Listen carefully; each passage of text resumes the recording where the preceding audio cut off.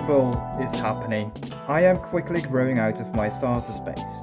Welcome back to another episode of Hermit Footsteps. Today I am officially starting the mega base. We have to prioritize storage because I'm growing out of my starter space. And I know exactly what I'm going to build today. I mean, you probably know too, because I'm putting it in the thumbnail. The good thing is I did gather all of the materials already, so I spared you of that little montage. Or do you want one anyway?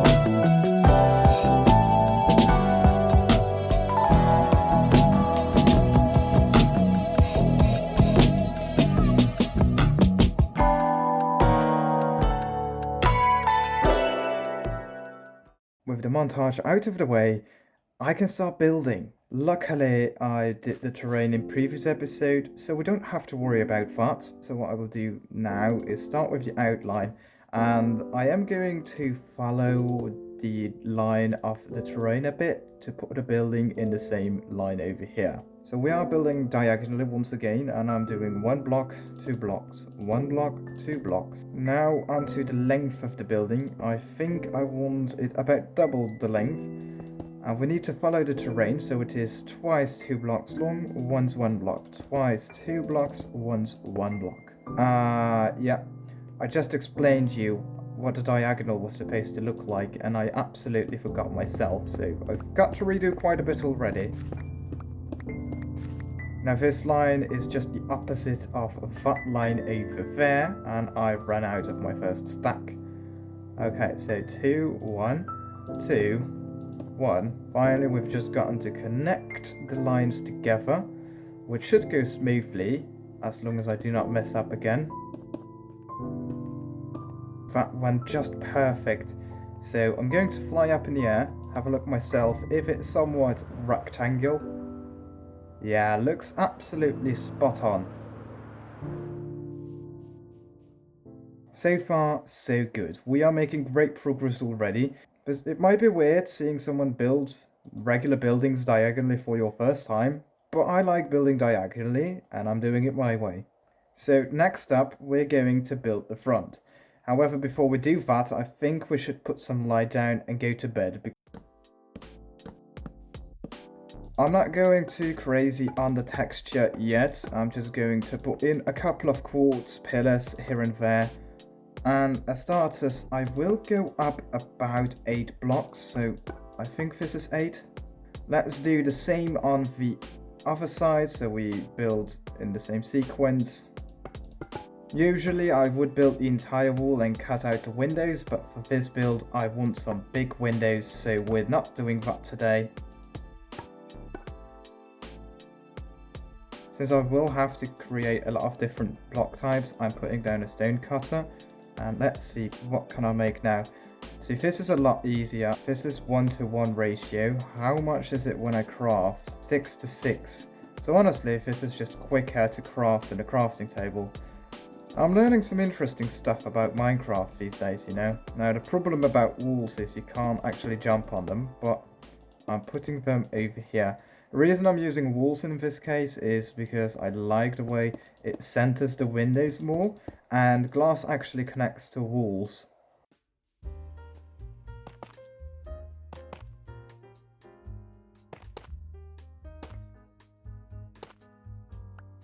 And we're putting stairs on the very top. This is in hopes of creating a little more arch effect. Now let's do the same on the other side. Stairs on top and walls in the middle. But now it's time to move on towards the door area. I want the door to be about 3 blocks tall. The diorite block is just temporarily. And once more, we will pillar up. I decided I also want some trapdoors. I'm going to use iron because they are white. Let's do the same on the top windows over here. This is an expensive decoration block, but I think it's going to be worth it, and I don't think I need too many of them to make my life a pain. But But we're going to put down birch, just like this. And right after, we will strip them all the way down. This is only going to be a background block. You're not going to see them that much, so don't worry about the color palette. This is exactly why I decided to put birch in the background, because it's a nice shady color of white. It gives the impression that whatever is behind the staircases is in the shade.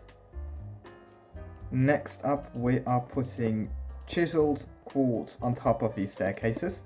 And we are putting some birch signs against them. I like using signs as decoration. The only downside of them is they are entities, and without any mods they will despawn a lot earlier than the rest of the build, so from a further distance the build will look less detailed as it actually is. And I've fallen again. We are putting down a final layer of bone blocks, except this time we are putting them on their side. And this shows how much more time consuming a diagonal build is. Now I'm starting to understand why people don't do it that often. But I'm committing to it. I am only building diagonal builds in this world. After all, I still do believe diagonal buildings are a lot more unique. For now, I've got enough of the replay mods, so we will start putting down the glass. And this is exactly what I mean with they connect to the wall, and that is just lovely. Is it makes it look a lot more complete. Since I am using black glass, I will be using the darkest doors I know, and that is currently dark oak. Luckily, in between episodes I found a dark oak forest, so dark oak shouldn't be a problem. Oh, I've got to do the upper windows as well. With the windows actually in place, it is time to start building up a bit of detail. We will start detailing at the door, and I'll put a couple of slabs down here. If I can reach a few buttons over there, and the slabs need support with levers, just like that. Lovely jovely in it. Talking about levers, I do want to put some up there. Fairly simple locations as well, just on the main pillars. Perfect. Now these windows need a little bit of detailing as well. First of all, I will expand on the arches by putting some jungle slabs down. The reason I'm going for jungle is to put in a bit more color as well. And we will finish up the arches over there with some trapdoors to make them look a bit more full. Now obviously we are not done. I've got some string and carpet.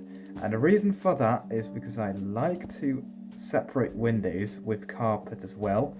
Obviously, it's still difficult to see how these carpets would change the build, and that is because there's no interior yet, so it's very light, and through the black glass you can very clearly see the mountain behind it.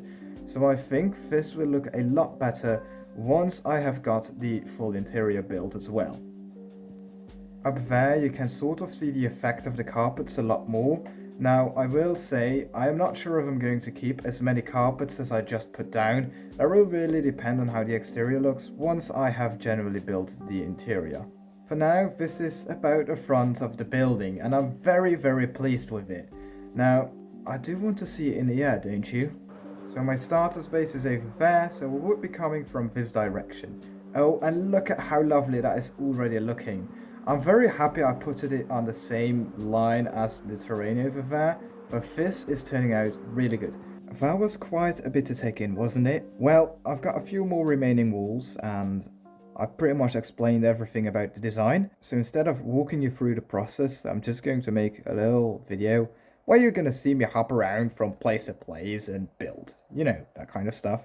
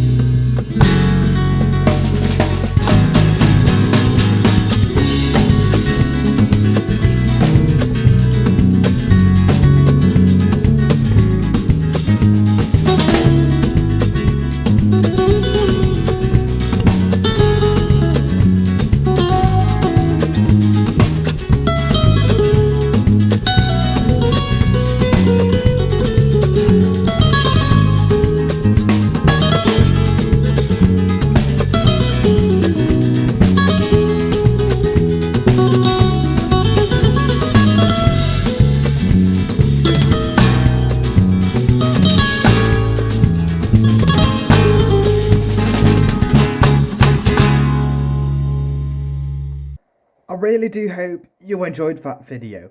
Personally, I thought it had a really nice swing. It was a bit funky, but it had a nice balance. Anyway, we did make a lot of progress on the storage system, which by the way is based off a national bank somewhere in Africa. There isn't too much special stuff. We did add another door right over here, and I decided to do this side off camera because I got a bit tired of the replay mod, and I did run out of time on the song as well as I did a little bit different over here. So this isn't any regular door, but it's supposed to look like it's sort of a gateway towards, you know, the inside of the vault, or to access the vault at least, which is why it's supposed to be more secure with bars and stuff. But since we are in a savannah biome, I am getting a lot of inspiration from South Africa. South Africa is just one of those special countries which I don't know a lot about, but they seem to have very poor sides and very pretty buildings like this one as well. Obviously, we aren't finished yet. There's a hole in the roof. Let's fix that.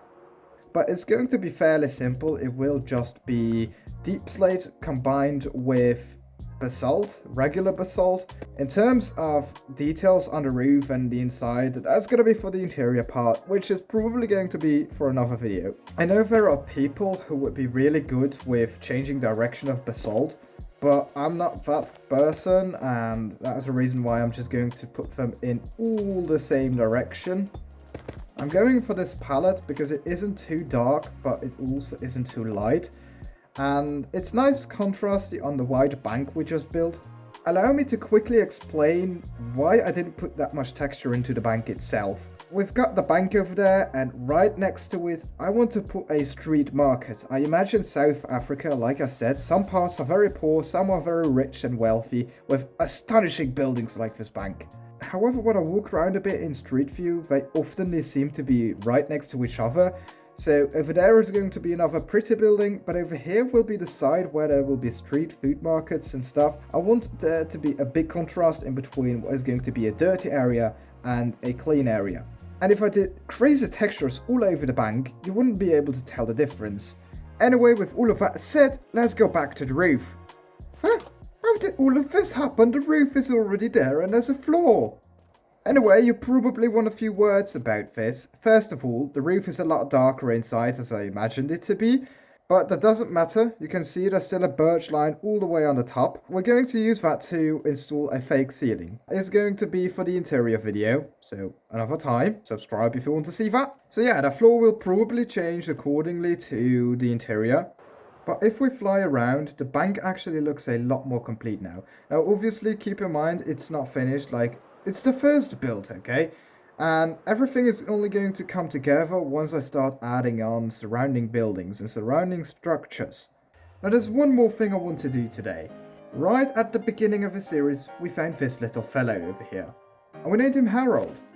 But it feels like we haven't been including Harold enough.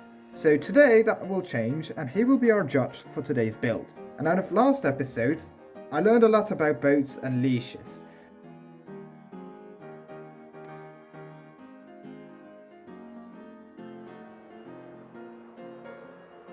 Let's gain some speed.